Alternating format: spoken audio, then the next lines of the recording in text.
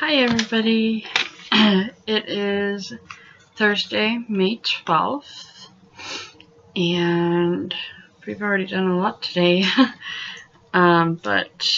so this is Bible in the year, I don't know what day. Like I said again, I'm behind. Day 15 and day 16. Okay, so I'm going to be reading my daily word. Their Bible in 1 year is 2 Kings 15 through 16 and John 3 verse 1 through 18. It says, Ambassador of Love. In my work as a chaplain, some people occasionally ask if I am willing to give them some additional spiritual help. While I'm happy to spend some time with anyone who asks for help, I often find myself doing more learning than teaching. This was especially true when one painfully honest new Christian said to me with resignation, I don't think it's a good idea for me to read the Bible. The more I read what God expects from me, the more I judge others who aren't doing what it says. As he said this, I realized that I was at least partly responsible for instilling this judgmental spirit in him.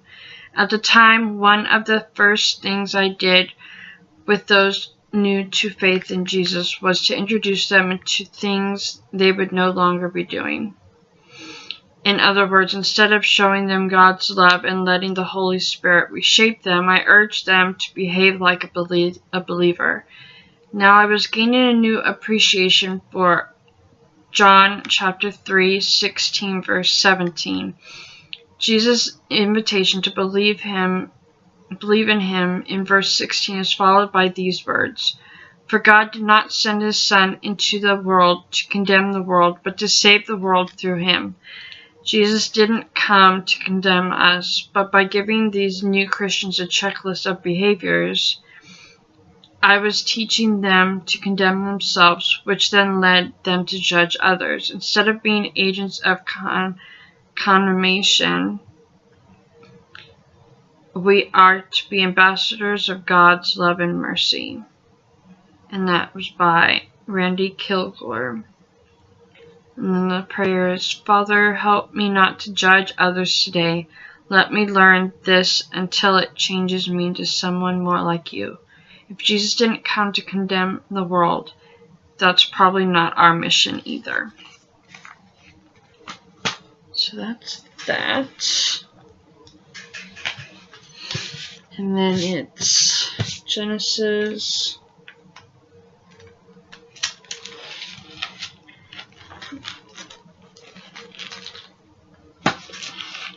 31 through 33.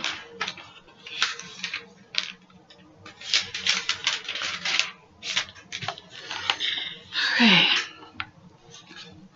Now Jacob heard the words of Laban's son, saying, Jacob has taken away all that was our father's, and from what was our father's he has acquired all this wealth. And Jacob saw the countenance of Laban, and indeed it was not favorable toward him as before. Then the Lord said to Jacob, Return to the land of your fathers and to your family, and I will be with you. So Jacob sent and called Rachel and Leah to the field to his flock, and said to them, I see your father's countenance, that it was not favorable towards me as before. But the God of my father has been with me, and you know that with all my might I have served your father. Yet your father has deceived me and changed my wages 10 times, but God did not allow him to hurt me. If he said thus, the speckled shall be your wages, then all the flocks bore speckled. And if he said thus, the straight shall be your wages, then all the flocks bore straight. So God has taken away the livestock of your father and given them to me. And it happened at the time when the flocks conceived that I lifted my eyes and saw in a dream, And behold, the rams which leaped upon the flocks were streaked, speckled, and gray-spotted. Then the angel of God spoke to me in a dream, saying, Jacob. And I said, Here I am. And he said, Lift your eyes now and see all the rams which leap on the flocks are streaked, speckled, and gray-spotted. For I have seen all that Laban is doing to you, and I am the God of Bethel, where you anointed the pillar, and where you made a vow to me. Now arise, get out of this land, and return to the land of your family. Then Rachel and Leah answered and said to him, Is there still any portion or inheritance for us in our father's house? Are we not considered strangers by him? As he has sold us, and also completely consumed our money. For all these riches which God has taken from our father are really ours, and our children's. Now then, whatever God has said to you, do it. Then Jacob rose and set his sons and wives on camels, and he carried away all his livestock and all his possessions which he had gained. His acquired livestock which he had gained in Paddan Aram, to go to his father Isaac in the land of Canaan. Now Laban had gone to shear his sheep, and Rachel had stolen the household idols that were her father's.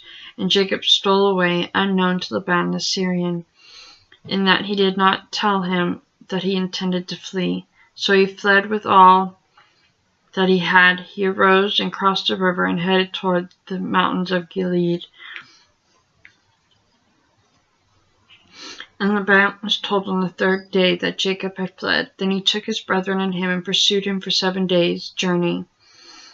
And he overtook him in the mountains of Gilead. But God had come to Laban the Syrian in a dream by night and said to him, Be careful that you speak to Jacob neither good nor bad. So Laban overtook Jacob. Now Jacob had pitched his tent in the mountains, and Laban with his brethren pitched in the mountains of Gilead. Laban said to Jacob, What have you done, that you have stolen away unknown to me, and carried away my daughters like captives taken with the sword? Why did you flee away secretly and steal away from me, and not tell me? For I might have sent you away with joy and songs, with timbrel and harp. And you did not allow me to kiss my sons and my daughters. Now you have done foolishly in so doing. It is in my power to do you harm, but the God of your father spoke to me last night, saying, Be careful that you speak to Jacob neither good nor bad. And now you surely gone because you greatly longed for your father's house. But why did you steal my goods? Then Jacob answered and said to Laban, Because I was afraid, for I said, Perhaps you would take your daughters from me by force. With whomever you find your gods, do not let him live. In the presence of our brethren, identify what I have of yours, and take it with you. For Jacob did not know that Rachel had stolen them. Laban went into Jacob's tent, into Leah's tent, and into the maids' tents, but he did not find them. Then he went out of Leah's tent and entered Rachel's tent. Now Rachel had taken the household idols and put them in the camel's saddle and sat on them. And Laban searched all about the tent, but did not find them. And he said,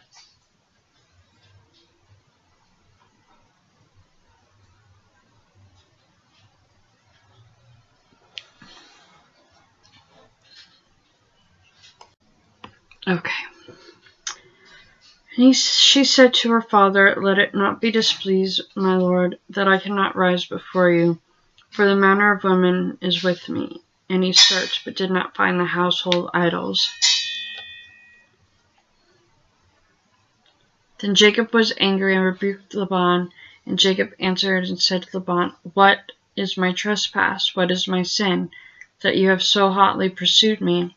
Although you have searched all my things, what part of your household things have you found? Set it here before my brethren and your brethren, that they may judge between us both. These 20 years I have been with you. Your ewes, your female goats have not miscarried their young, and I have not eaten the rams of your flock. That which was torn by beasts I did not bring to you, I bore the loss of it. You required it from my hand, whether stolen by day or stolen by night. There I was. In the day the drought consumed me, and the frost by night, and the sleep departed from my eyes. Thus I have been in your house 20 years. I served you 14 years for your 2 daughters, and 6 years for your flock. And you have changed my wages 10 times. Unless the God of my father, the God of Abraham, and the fear of Isaac had been with me, surely now you would have sent me away empty-handed. God has seen my affliction and the labor of my hands, and rebuked you last night.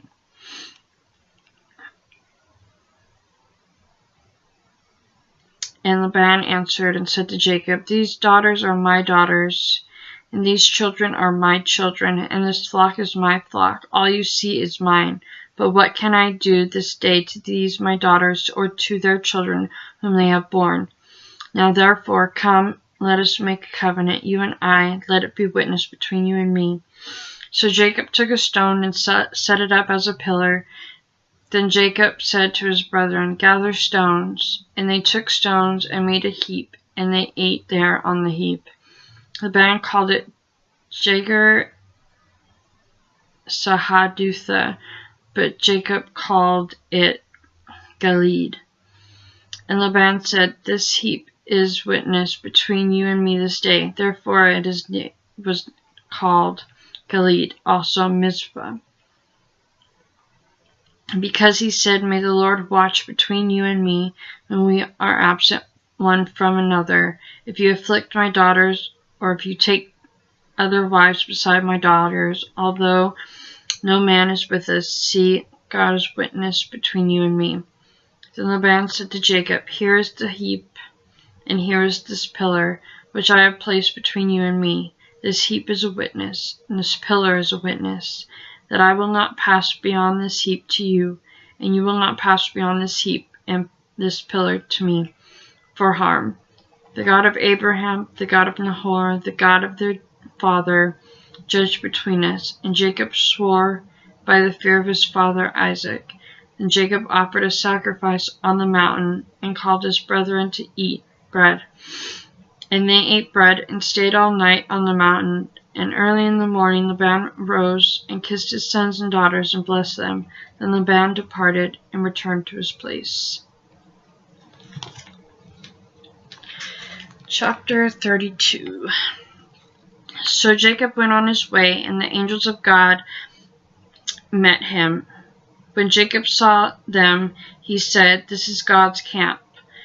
And he called the name of the place Mahanaim.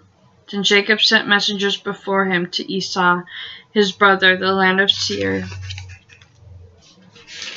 the country of Edom, and he commanded them, saying, Speak thus to my lord, thus your servant Jacob says, I have dwelt with Laban, and stayed there until now. I have oxen, donkeys, flocks, and male and female servants. I have sent to tell my lord, that I may find favor in your sight. Then the messengers returned to Jacob, saying, We came to your brother Esau, and he is also coming to meet you, and 400 men are with him.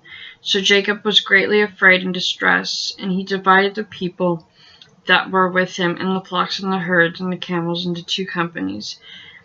And he said, If Esau comes to the one company and attacks, then the other company which is left will escape. Then Jacob said, O God of my father Abraham, and God of my father Isaac, the Lord who said to me, Return to your country, to your family, and I will deal with you. I am not worthy of the least of all the mercies of the truth which you have shown your servant, for I crossed over this Jordan with my staff, and now I have become 2 companies. Deliver me, I pray.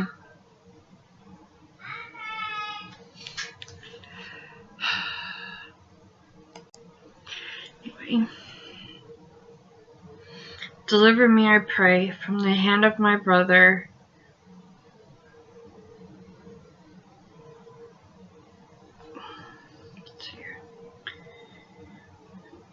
from the hand of Esau, for I fear him, lest he come and attack me and the mother with the children. For you said, I will surely treat you well, and make your descendants as the sand of the sea, which cannot be numbered for multitude. So he lodged there that same night, and took what came to his hand as a present for Esau his brother, 200 female goats, 20 male goats, 200 ewes and 20 rams, 30 milk camels with their colts, 40 cows and 10 bulls, 20 male donkeys and 10 foals. Then he delivered them to hand of his servants, every drove by itself, and said to his servants, Pass over before me, and put some distance between successive droves. And he commanded the first, saying, When Esau, my brother, meets you and asks you, saying, To whom do you belong, and where you are going? Whose are these in front of you? Then you shall say, They are your servants Jacob's. It is a present sent to my lord Esau. And behold, he is also behind us. So he commanded the second, the third, and all who followed the drove, saying, In this manner you shall speak to Esau when you find him. And also say, Behold, your servant Jacob is behind us. For he said, I will appease him with the present that goes before me, and afterward I will see his face. Perhaps he will accept me. So with the present went on over before him, but he himself lodged that night in camp. And he arose that night, and took 2 wives and 2 female servants, and his 11 sons, and crossed over the ford of Jabbok. He took them, sent them over the brook, and sent over what he had. Then Jacob was left alone, and a man wrestled with him until the breaking of day.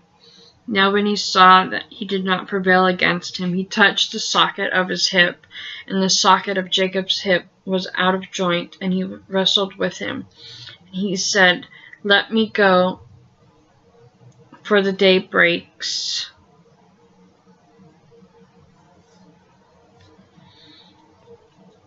But he said, I will not let you go unless you bless me. So he said to him, What is your name? He said, Jacob. And he said, Your name shall no longer be called Jacob, but Israel. For you have struggled with God and with men and have prevailed. Then Jacob said, Tell me your name, I pray. And he said, Why is it that you ask about my name? And he blessed him there. So Jacob called the name of the place Peniel. For I have seen God face to face, and my life is preserved. Just as he crossed over Peniel, the sun arose on him, and he limped on his hip. Therefore, to this day, the children of Israel do not eat the muscle that shrank, which is on the hip socket, because he touched the socket of Jacob's hip and the muscle that shrank. Okay. Chapter 33. Now Jacob lifted his eyes and looked, and there Esau was coming, and with him were 400 men. So he divided the children among Leah and Rachel and the 2 maidservants. He put the maidservants and their children in front, Leah with her children behind, and Rachel and Joseph last. Then he crossed over before them and bowed himself to the ground 7 times until he came near to his brother. But Esau ran to meet him and embraced him and fell on his neck and kissed him. And they wept, and he lifted his eyes and saw the women and children, and said, Who are these with you? So he said, The children whom God have graciously given your servant. Then the maidservants came near, they and their children all bowed down, and Leah also came near with their children and bowed down. Afterward Joseph and Rachel came near, and they bowed down too. Then Esau said, What do you mean by all this company which I met? And he said, These are to find favor in the sight of my Lord. But Esau said, I have enough, my brother, keep what you have for yourself. And Jacob said, No, please, if I have now found favor in your sight, then receive my present from my hand, inasmuch as I have seen your face as though I have seen the face of God, and you were pleased with me. Please take my blessing that is brought to you, because God has dealt graciously with me, and because I have enough. So he urged him, and he took it. Then Esau said, Let us take our journey, let's go, and I will go before you. But Jacob said to him, My Lord knows that the children are weak, and the flocks and the herds which are nursing are with me. And if the men should drive them hard one day, all the flock will die. Please let my Lord go on ahead before his servant. I will lead on slowly at a pace which the livestock that go before me and the children are able to endure until I come to my Lord in Seir. And Esau said, Now let me leave you with some of the people who are with me. But he said, What need is there? Let me find favor in the sight of my Lord. So Esau returned that day on his way to Seir. And Jacob journeyed to Succoth, built himself a house, and made booths for his livestock. Therefore the name of the place is called Succoth. Then Jacob came safely to the city of Shechem, which is in the land of Canaan, when he came from Padan Aram, and he pitched his tent before the city, and he bought the parcel of land where he had pitched his tent from the children of Hamor, Shechem's father, for 100 pieces of money. Then he erected an altar there and called it El Elohe Israel. Alrighty, so we're going to do Matthew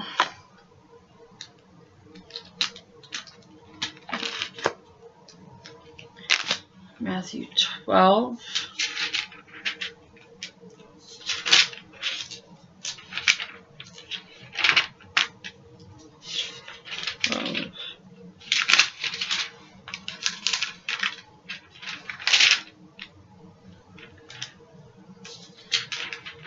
So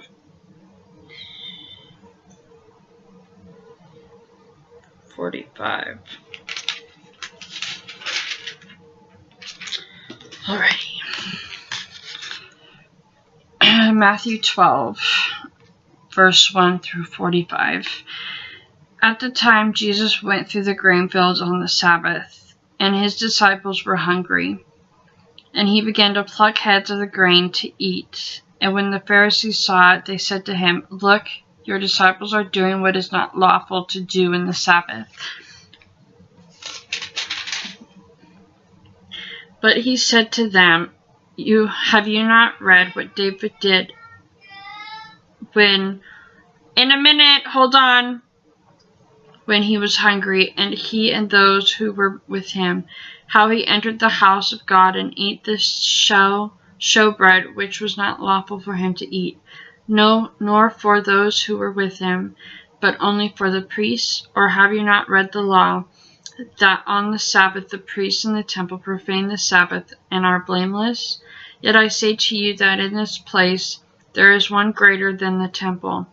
But if you had known what this means, I desire mercy and not sacrifice, would you not have condemned the guiltless? For the Son of Man is Lord even of the Sabbath. Now when he had departed from there, he went into their synagogue, and behold, there was a man who had withered hand. And they asked him, saying, Is it lawful to heal on the Sabbath? That they might accuse him. Then he said to them, What man is there among you who has one sheep, and if it falls into a pit on the Sabbath, will not lay hold of it and lift it out? Of how much more value then is a man than a sheep? Therefore it is lawful to do good on the Sabbath. Then he said to the man, Stretch out your hand. And he stretched it out, and it was restored as whole as the other.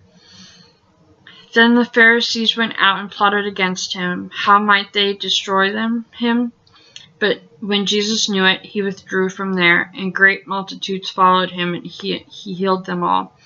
Yet he warned them not to make him known, that it might be fulfilled, which was spoken by Isaiah the prophet, saying, Behold, my servant whom I have chosen, my beloved, in whom my soul is well pleased. I will put my spirit upon him, and he will declare justice to the Gentiles. He will not quarrel, nor cry out, nor will anyone hear his voice in the streets. A bruised reed will not break, and smoking flax he will not quench, till he sends forth justice to victory, and in his name Gentiles will trust. Then one was brought to him who was demon-possessed, blind and mute, and he healed them. So the blind and the mute both spoke and saw. Hold on! I love you too. And all the multitudes were amazed and said, Could this be Son of David? Now when the Pharisees heard it, they said, This fellow does not cast out demons except by Beelzebub, the ruler of the demons. But Jesus knew their thoughts and said to them, Every kingdom divided against itself is brought to desolation, and every city or house divided against itself will not stand. If Satan casts out Satan, he is divided against himself. How then will his kingdom stand? And if I cast out demons by Beelzebub, by whom do your sons cast them out? Therefore they shall be your judges. But if I cast out demons by the Spirit of God, surely the kingdom of God has come upon you. Or how can one enter a strong man's house and plunder his goods, unless his first binds the strong man, and then he will plunder his house? He who is not with me is against me, and he who does not gather with me scatters abroad.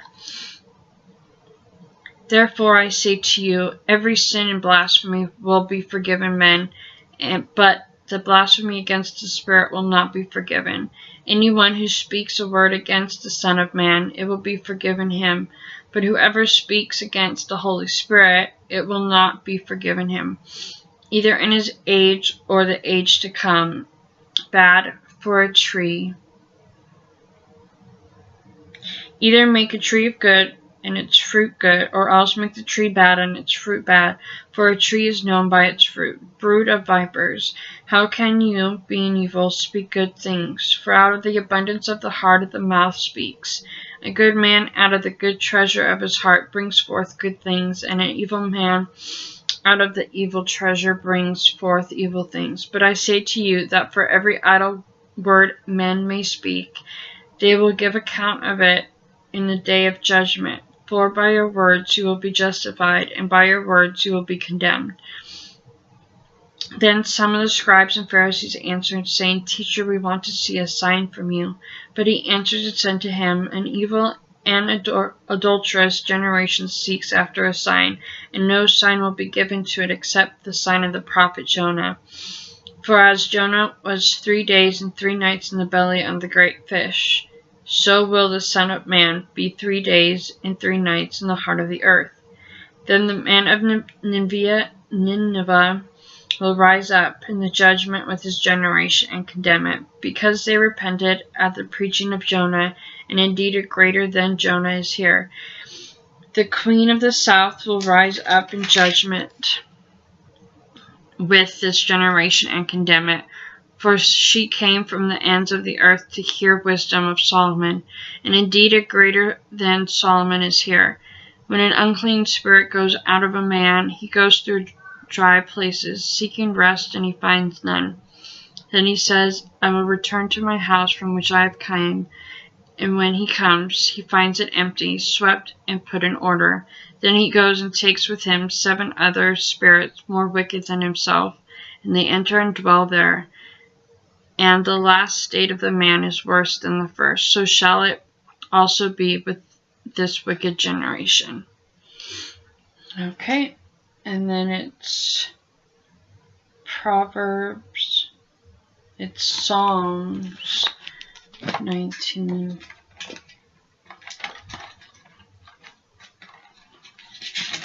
Nine, 13 through 20.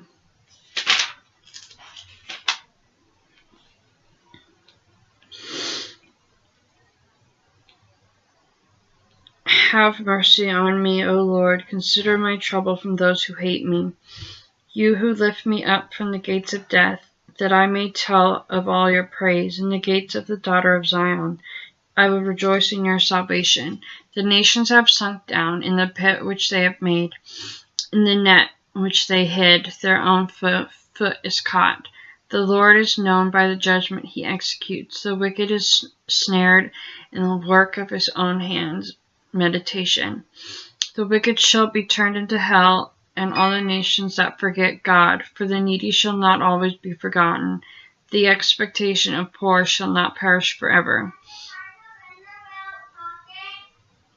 Okay, arise, O Lord, do not let man prevail. Let the nations be judged in your sight. Put them in fear, O Lord, that the nations may know themselves to be but men. It's Proverbs 2, 1 to 11. Are you, I'm not done. uh, I'm almost done, though. do you like to read? Shh. So it's Proverbs 2, verses 1 through 11. The value of wisdom. My son, if you receive my words and treasure my commands within you, so that you incline your ear to wisdom and apply your heart to understanding.